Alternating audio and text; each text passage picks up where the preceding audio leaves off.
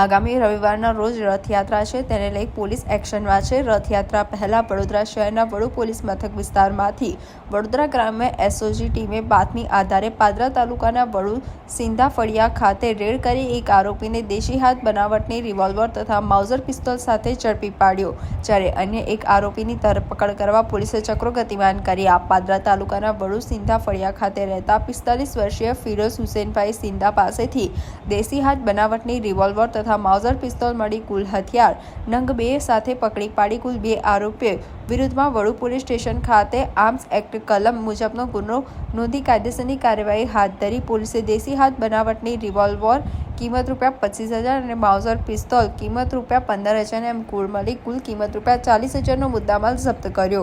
Police તપાસમાં આરોપી 10 વર્ષ અગાઉ એક્સિડન્ટમાં શારીરિક રીતે પગથી અશક્ત થયેલ હોય, જેથી કોઈ માથાકૂટ થાય તો પોતાના અંગત ફાયદા સારું અગ્નિશસ્ત્ર ઉપયોગમાં લેવા સારું છુપાવી રાખ્યું હોવાનું માહિતી મળી હતી।